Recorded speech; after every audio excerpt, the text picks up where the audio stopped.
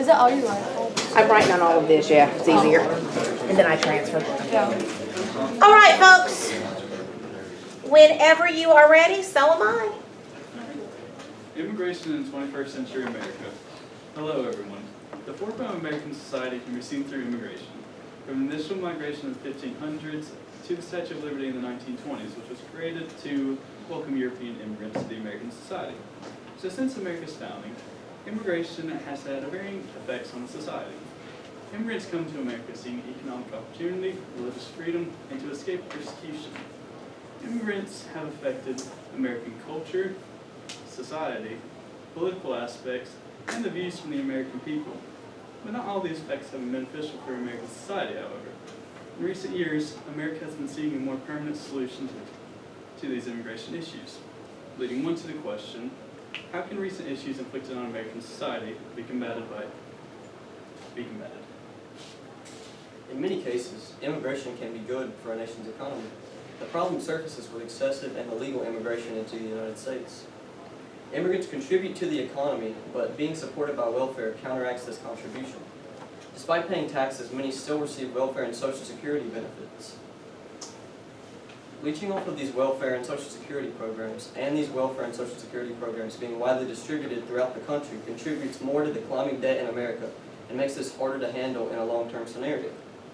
Despite the fact that some immigrants do take high-skill and high-paid positions, a large number come to America unskilled, contributing more to the already saturated unskilled job pool.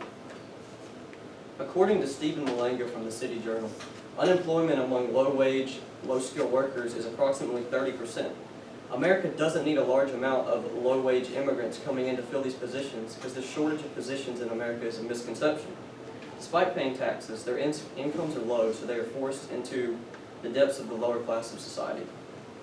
Immigrants are forced into a cycle of low wages and unskilled labor with little room to climb, hurting their way of life, the American economy, and the job market.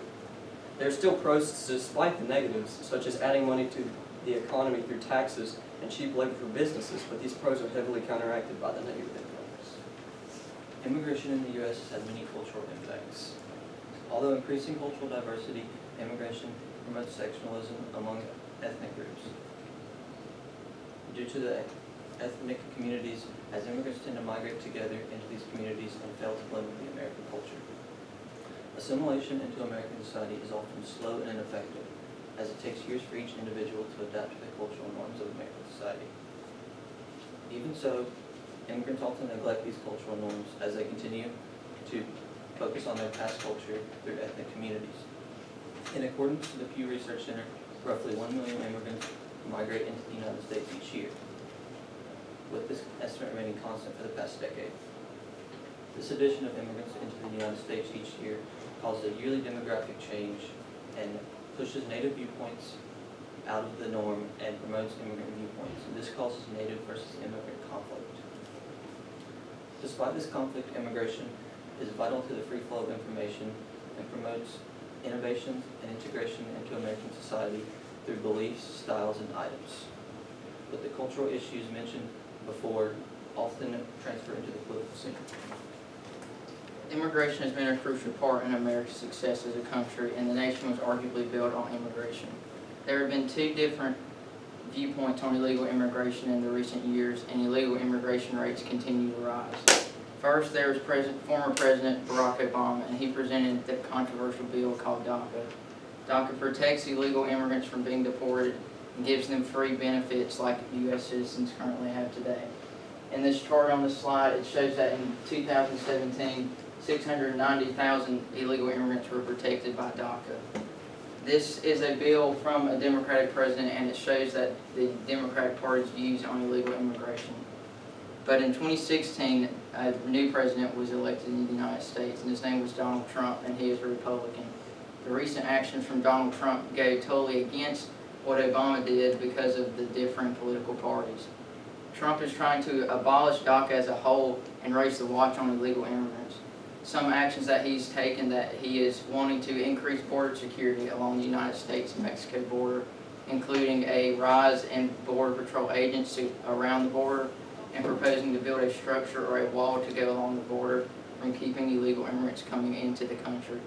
These are recent actions taken by the federal government in trying to attempt to reduce illegal immigration and illegal immigrants settling in the United States.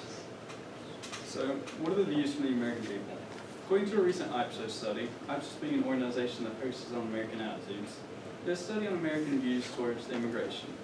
In the study, 69% of the 900 participants found immigration to be a key aspect to the American identity, but of those 900, many believe that there are too many migrants pouring into the U.S., mainly due to illegal immigration. As the media often highlights effects of illegal immigration, many Americans are beginning to associate illegal with legal immigration, which creates the view that all immigration is negative, which just isn't true. Immigration allows for cultural diversity and for jobs to be filled, specifically agricultural jobs. According to a recent U.S. Department of Labor Agricultural Worker Survey, 1/3 of the nation's farmers are immigrants. So, without immigration, the American agriculture industry will fall apart, leaving many of our nation's farmers out of work and likely food shortages to follow. One farm owner, Doug Kerrigan, and many others have spoken out saying that immigration is needed and that restricting it could be disastrous. The restriction of immigration has many negative effects. For instance, these restrictions will over time reduce cultural diversities and the spread of innovations and ideas into American society, while also removing a source of low-wage labor for businesses, reducing profit. Restriction on immigration will also hinder the American agricultural industry due to a decrease in migrant workers. And lastly, this would cause the separation of families due to deportations, stronger border security, and increased government policy. The pros of restricting immigration is that it can limit sectionalization that is found in ethnic communities by limiting the amount of immigrants congesting one specific area. Through restrictions, many jobs are freed up for American citizens in both industry and agriculture. This will also slow population growth in America and cut reliance on government aid programs such as welfare. For a particular issue, we devised a wide variety of solutions. Firstly, we identified the solution of loose immigration law, which is similar to American policies we currently have. By reinforcing DACA, this would allow children and families to stay into the United States for 2 to 3 years on a work permit. We could also introduce various programs to help better integrate immigrants into American society and economy. But limits are present as always. Reinforcing DACA is often possible, but it encourages illegal immigration, as many immigrants tend to stay for 2 or 3 years and then overstay their visas as well.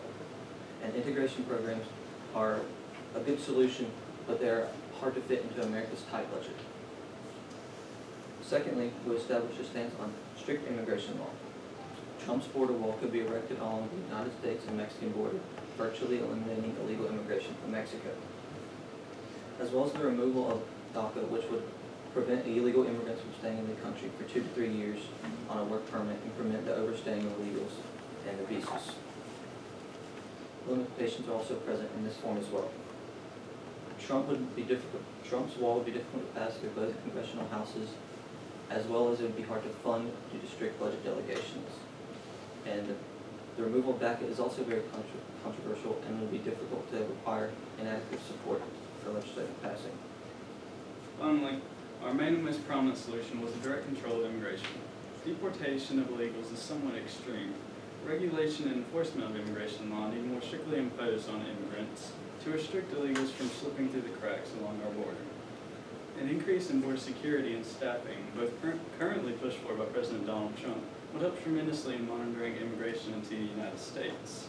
Helping immigrants integrate into society is also a possible solution. Many limits come with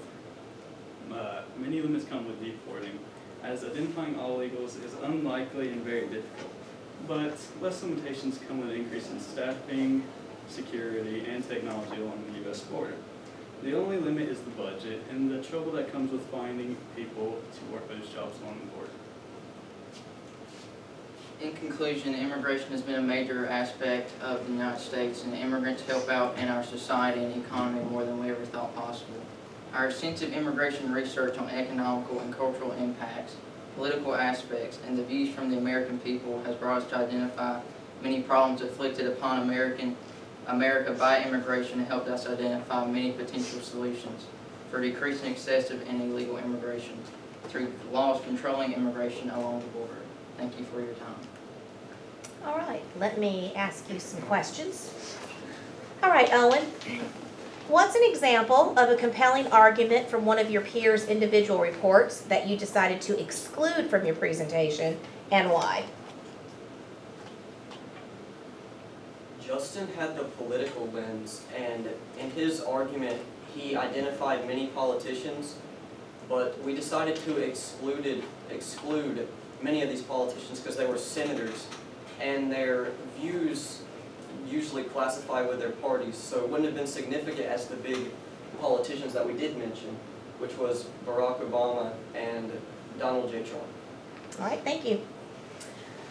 Justin, reflecting on your colleagues' work, which one had the greatest impact on your overall understanding of the problem that your group identified? I believe that Trace's views of the American people had the most impact on our research because as many of me and Ethan and Owen's research and also mine, it brought more of the negative impacts of immigration and illegal immigration. But through Trace's research, we saw the positive impact immigrants have on the workforce, including the agricultural work field, where they filled up 1/3 of the agricultural workers are immigrants, and it just shows a positive and new perspective on our research. Thank you. Trace, describe how the content of the team presentation was changed as a result of group discussion. So, as Ethan had the cultural aspect, we looked more into how it was affecting the diversity among the different groups. And so, from mine, I had the groups of the American people. With his, the diversity brought in from the cultural aspect allowed my views from the Americans to reflect sort of all different groups. Okay, thank you. And Ethan, having finished your project, what, if anything, do you consider to be a gap in your team's research that, if addressed, would make you feel more confident about your conclusion? I feel like with Trace's and both Justin's lens, we could have included a view of more political figures, like a moderate viewpoint, to allow for more solutions to be seen and exposed. But through Trace's, we could have included more of an industrialist viewpoint that would have showed how immigrants are affecting city life as well as the rural life, which Trace mentioned. All right, thank you guys.